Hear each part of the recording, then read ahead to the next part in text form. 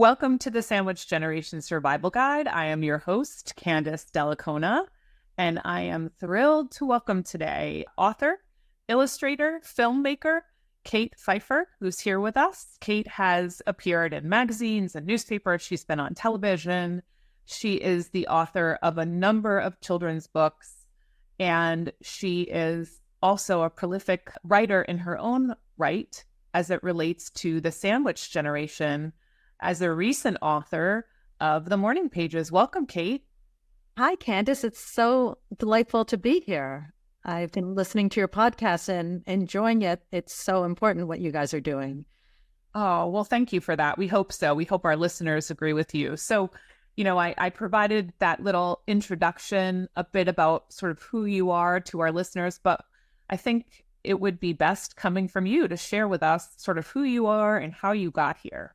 Great. To start from the beginning, I grew up in New York City. Both my parents are writers, so in some ways I went into the family business, but first I avoided going into the family business. So I moved to Boston in my early 20s. I was living in New York, dating someone who lived on the island of Martha's Vineyard, which is off the coast of Massachusetts, and we both decided to move to Boston to see if the relationship had legs. So I got to Boston, started working in television production. I was producing talk shows and television news and worked on a documentary about Tibet. He never made it to Boston, but our relationship, we still got married and we had this commuter relationship. And then in 1998, our daughter was born and I left Boston and moved to Martha's Vineyard to raise our child, but there was no work for me there. There was no television production. So I had to sort of figure out what to do with myself. And this, it's a small island. There are about 20,000 people who live there in the winter and over 100,000 people who live there in the summer. And there were very few jobs I was actually qualified to do. Right. So I started writing, and I started writing for the newspapers, and I started writing children's books. And then in, around 2011, I was down visiting my mother. And I describe my mother as she's glamorous, she's an intellect, she has boundary issues, she enjoyed asking me and my friends, probing questions about our sex lives, even before we had sex lives, and she has a fiery temper. And I was down visiting her, and I started finding envelopes stuffed into her books, and they were bills. And they were unopened bills. And I asked her why they were there. And she said she put them there on purpose. But it turned out that this was not her new filing system, that in fact, she wasn't paying her bills.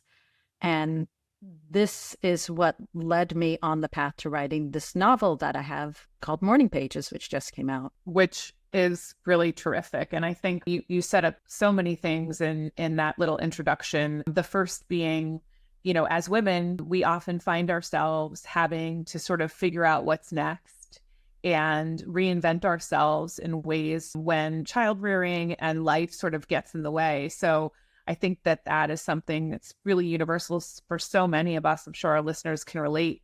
And then, of course, stepping into your parents' home, a person that you once probably looked to as a guiding light in some way, and realizing that something is amiss, right? That, the bills, the errant bills, or the file system, as you put it, is not really representative of a new way of organizing, but rather that something is wrong. And it's interesting that it sort of led you to writing about that sort of new role that you found yourself in. Well, I came back and I started telling, friends stories about what was going on with my mother, and they were the ones who encouraged me to write about it. They said, you have a humorous take on this, and these things can be so challenging and difficult, and they are. Yeah. And they encouraged me to write about it, but trying to wedge in some humor to talk about these experiences. Yeah. I mean, I think that's really what we need with dealing with such really heavy and complicated and oftentimes sad feelings that are brought to the surface when you're thinking about your parents' own mortality or fallibility as it relates to age and the diseases of the age that are now sort of they're faced with, and then you as their child are helping them face. So how does your journey as Kate align with maybe what Elise's journey is, within Morning Pages? I would ask maybe what are the similarities and what are the differences? So I'll give a little recap of what the book's about. Yeah, please. So the book is about a woman who is in her late 40s, and early in her career, she was very successful. She's a playwright, and she was considered, a playwright to watch. And for the past 8 or so years, she has been unable to get a play produced, and her career has just sort of fallen away. She has an 18-year-old son who smokes a lot of pot, barely speaks to her. She has a mother who she learns throughout the course of the novel is in the early stages of dementia, but at this point early on, she's trying to navigate this erratic behavior. And she unexpectedly gets a commission to write a play, and by a prestigious theater company. And she is trying to finish the play and dealing with her mother, her son, her ex-husband, and her writer's block. And the story is told through these morning pages, which are like journal entries. And so the character of Elise, who is writing about her experiences, is very similar to me. She is not me, but her thinking is much like mine. Her ruminations are much like mine. Her experiences, while they don't mirror mine, are very similar to my experiences, Right. And particularly the relationship with her and her mother. Sure. So it's sort of an amalgamation maybe of what your experiences were, and I presume your peers, because we all are sort of connected to each other. And one of the great things about the sandwich generation and what many of our listeners are looking for is the community that sort of comes out of trying to survive and being pulled in different directions. But the book and its themes are so universal to all of us in terms of the theme of trying to figure out who you are. In Elise's case, she's a playwright, she's a daughter, she's a mother, she's an ex-wife, she's a friend. She's all of those things, which we all are, right? Yes, and I think for those of us in the sandwich generation, which are so many of us, Yeah. we start to very easily lose who we are or who we think we are. We become the person who is we become the caregiver. Yeah. The organizer. We become we're sort of always on for somebody else or often on for someone else, and can lose ourselves in that process. And during this time, it's very hard there's no balance. And if you're trying to find balance, you're just not going to, because balance doesn't exist. I mean, maybe on some days it does, right? But I think the bar is way too high to set it asking for that balance every day. In terms of your journey of writing about Elise, do you think that process of writing helped you find who you are in your identity, or at least get a better sense of self than perhaps you had before when actually putting the story down on paper? It was definitely cathartic. I mean, it was very helpful to write about it, and it was very helpful. I'm in a few writers' groups to share these parts of the story, to read aloud the stories to writer friends, and not just for literary feedback, but just for life feedback and community. Yeah.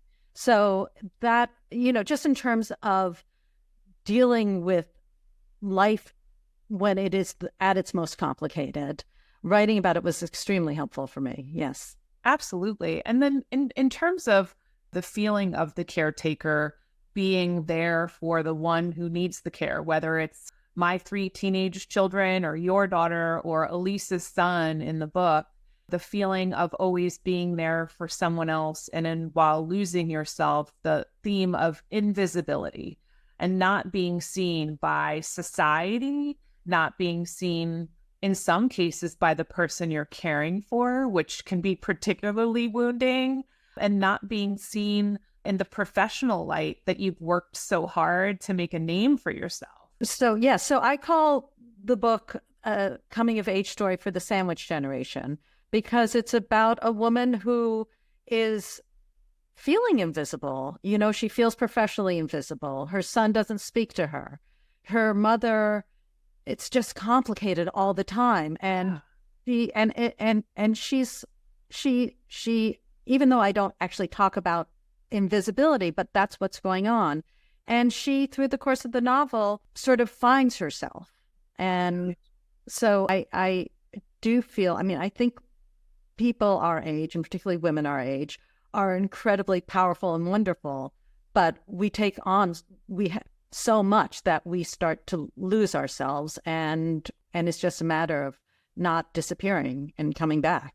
Yeah, I mean, I agree. You know, the parent of 3 teenagers, I find myself sort of like the needy significant other waiting for, you know, verbal cues that they're still with us, approaching the door to see if somebody wants to hang out with me. Oftentimes studying, quote unquote, gets in the way, certainly friends. And I know that that's part of the process of being a parent to teenagers, and the teenagers finding their own agency and finding their own way in the world. But in the meantime, it sort of wallops you on some days, doesn't it?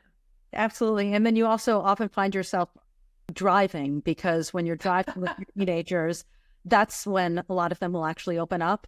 So you find yourself driving endlessly, like just so you can talk to them, or you know. So. Oh my gosh, Kate, so true. And I said to my husband recently that my middle daughter began to drive, and I'm losing those opportunities to hold them captive in the car. And I never wanted to spend those years on travel lacrosse, but I'll tell you what, it was really fun being able to hear my kids and their friends talk about what's going on in their lives, because I didn't often have that sort of inside view to what their lives were like and who their friends were and what was going on. And in some ways, that invisibility, that theme of invisibility actually helped me gain some insight. That's when the invisibility is good, when you are driving them and they forget entirely that you're in the car. Yes. And they are completely uncensored. So that's when invisibility is at its best. Absolutely. It's worst, you know, when you're professionally not seen, you've worked hard, you have decades behind you of experience, and yet you are hitting a wall constantly. Or at least that was my experience. And that's what the experience of Elise in my novel came from. Yeah, I mean, that totally makes sense. And with invisibility and feeling that you're not seen, or that you're not worthy to be seen because the outside world isn't seeing you the way that you see yourself or once saw yourself, how do you not lose your sense of self when you don't feel seen? And going further, if you have lost your sense of self, have you figured out, or can you give our listeners tips on how to regain your sense of self while being sandwiched between these two factions and the invisibility of the outside world and all of those things? I think, you know, I don't have the answer, but I think what's important is, if only I had the answer, right? I wish you did. This would be the most downloaded podcast ever if you did. I think it's important for us to find, it's almost like having like an affair with yourself, like a little tryst of time where even if you're just watching funny dog videos or reading a novel like Morning Pages, where you can escape and laugh a little and see yourself, or listening to a great podcast like this one, just finding snippets of time, or taking a bath or a walk with friends. There's nothing better than walking, but just stealing away some time for you and you, and doing what it is that you can do to escape from all the noise that is coming at you. And also think humor is really important, to be able to, like, you have the 3 teenagers. Yeah. And, you know, I'm sure they're great and fabulous fun for a few hours a week. And, but just being able to find the humor in the situation, and because without that, you'll just get swallowed by it. Yeah, I think that's really good advice. And sort of because we're all different people, we all have different things that make us feel good, whether it's meditation or, to your point, you wrote it out. And even Elise's way of coping with what she was dealing with was writing it out. And I think when people talk about journaling or going to support groups, I once heard someone explain that it's not so that you can complain to other people. It's about being able to tell your story because you understand it better when you tell it over and over. And I thought that was really great advice. I think that's really true. And I think that just being able to talk about what we're going through and what people are going through when they are juggling aging parents and kids at home. And we love our parents and we adore our kids and our partners, but it doesn't mean it isn't complicated. And just being able to talk about what happened when the dinner was burning and you were navigating, a phone call for an assisted living home, and then there was a work thing happening, and just being able to share those experiences with other people is really helpful. It really is. And you just said the word complicated. And I think, that's definitely something that there is a lot of shame around. And it's the complicated relationships that you may have with an aging parent where perhaps your whole life, it wasn't such a great relationship. Maybe it wasn't so nurturing. Maybe you weren't parented well. In some cases, sadly, there could have even been abuse, whether physical or emotional. And now you are left caring for this person who maybe in your mind didn't do such a great job of caring for you and the complicated feelings that go into that. And that is very much the case with the main character in my novel. She had a difficult mother and a difficult relationship with her mother, which is now becoming more difficult because she is in a position of having to navigate care for her mother, who is starting to forget to do things and starting to need someone to be there to cook for her, to take care of her.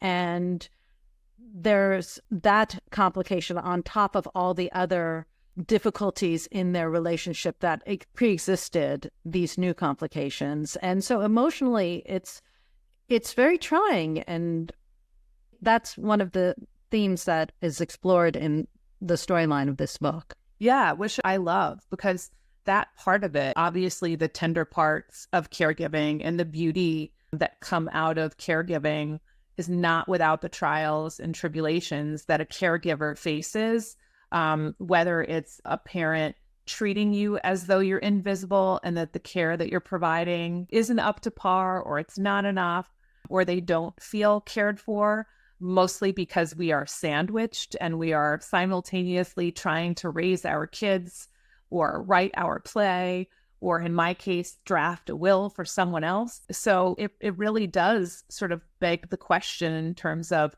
how best to caregive for someone who maybe didn't caregive for you in a way that you would have liked when you were younger. Yeah. Do you have tips on that? I mean, how do you manage? That's a really good question. I would say that whenever possible, if you can't do it, there are so many resources out there, Kate. One of the guests that we recently had on the podcast was a geriatric care manager. And a geriatric care manager is someone that can sort of play that role to help you orchestrate the care. And what that means is, finding the right caregiver so that you don't have to be the one providing the care, and helping navigate those complicated family relationships. Now, that comes from a place of privilege where many people can't employ professionals to help them navigate, which makes it even more complicated. Less resources mean less options. We all know that. But there are really good organizations, charitable and otherwise, area offices on aging that will provide social workers who can give you tips of the trade and provide you some insight on professionals who can help you as a courtesy for free. There are also some really great public programs like Medicaid who will provide the care for your aging loved one. And you can sort of be left a bit in the background to supervise that care. And it's really important, if you can, to bring people in to the care because they won't have the same, say, triggers that you do. Exactly. I mean, Kate, that is so important. I think that your life experience informs your behavior in so many ways. And we all do plenty of therapy and introspection to try to sort of abate our reactions that are not the most becoming of us. But that brings me to my next tip that I learned from a professional, which is delegating responsibility. We as women, Kate, we take on so much. I think the statistics are overwhelmingly nearing 90% of the caregiving that's being provided to aging parents and to children fall on the women, the mothers, the daughters.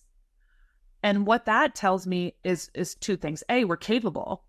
We have the intelligence, the strength, the fortitude, the ability to hold our tongue. But it also tells me that someone else isn't doing their part. Right. And so delegating can really be a way where everyone sort of pitches in.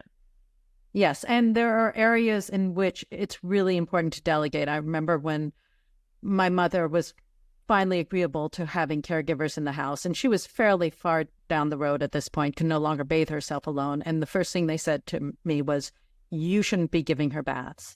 That's too emotionally grueling. Yes. And so to sort of pick and choose like the areas in which I'm going to hand this over to you, to someone, because this is beyond my abilities to handle emotionally. Yeah. And also, there is only so much time in the day, right? I remember when my kids were young and I was feeling overwhelmed, baking lunches every day, as silly as it sounds, right? And it was a task that I did not enjoy. And I remember saying to my husband, okay, you're in charge of lunches. And inevitably, I would open up the lunch boxes and find that it was missing a piece of fruit or something else because it wasn't done the way I would have done it. So I think in delegating and asking other people for help, we also have to be ready to give up some control. You have to accept. I remember when my daughter was young, and it would always astound me when my husband would take her out in the winter, and I was like, coat? Coat. I still say that, Kate. And my youngest is 15. So I completely get that. In fact, I recall a time where the elementary school called me and told me that one of my kids couldn't go out for recess because they went to school without a coat. And when I asked my husband, who had dropped the kids off that day, why they didn't have a coat, the answer was because they said they weren't cold. Right. So, I feel that one deeply. I mean, I think that in delegating, we do have to give up some control. I think distance can be really hard. And so for those relatives who do want to pitch in and are able to help, maybe the task we provide them is bill paying. That's one less thing we have to do. And if you can get an aide in, a couple of times a week to help mom get into the shower, then maybe that's money well spent because it saves and preserves your own sanity. Yes. And thankfully now a lot of bill paying can be done online and automated. Absolutely. So that is helpful. But the bill paying piece, managing that, figuring that out, getting those bills transferred so you are able to pay them. I mean, I'm sure, do a lot of this with your work. And it's an overwhelming task. You need power of attorneys. You need all sorts of things to just make that transfer. And then you have to often remind the parent that they're no longer doing this. Because yes. With the aging people who are aging are often scared and angry and frustrated, and they're going through a lot of emotions as well. Yeah. I mean, I think it's such a grieving process for everyone involved, right? The person who's receiving the care, who they do not feel the autonomy and sadly, in some cases, the dignity that they once did. And going back to Elise and her journey on how she coped, I think that it cannot be overstated how important one's girlfriends could be, or friends, or that support. There was a lot of walking and talking done in your book, and I know you're a walker. You've shared that with me. So the importance of friendship and the feeling of community, I think, was a really beautiful theme that you brought out in the morning pages. I think it is an essential part. Elise has a best friend, Maya, and they spend a lot of time walking and processing each other's lives together. And there's a whole subplot with Maya. And I think that piece of it is really important. If you have a great friend, to get out there and just have a girlfriend and Vent. Yeah. Yes. Yeah. We call it walk and woe. I love the walk and woe. I'm a big fan of the walk and woe. I mean, community is really what will save us. And certainly that is one of the reasons why I have this podcast. You know, we're trying to survive together. We're all connected to each other. So reach out to those people who can provide you the support to get through and thrive in the sandwich generation, and turn to a book like yours, Kate, to find the humor in it all, to feel connected, to know that you are not alone in going through this experience and being a caretaker. So I am personally so grateful that someone like you has written a book like this to make us less invisible and to make us more connected. So I'm really grateful. Well, thank you. Thank you. I appreciate that. It's been a blast having you on. And to our listeners, please pick up Kate's book in your local bookstore or on Amazon. And the very exciting news, I think, Kate, if you want to share quickly, that you are creating a play that Elise started, right, in the book of the morning pages. So Elise is a playwright, and I thought it was important to learn how to write a play if I was writing a play about a playwright. So I took playwriting classes. I read a ton of plays while I was writing the book. And I wrote the play, not a play that I would have written, but a play she wrote. Yes. And decided to include it in the book. And now the play is starting to have some readings on its own. So it is a book with a play in it. It's two stories, the story, Elisa's story, the story of the play, and which is about a 40-year-old woman who's professionally successful and single, and her parents divorced when she was young, and very acrimonious divorce. And for reasons, both in their own lives, they end up moving back in with her. And so now the play is starting to be performed as well.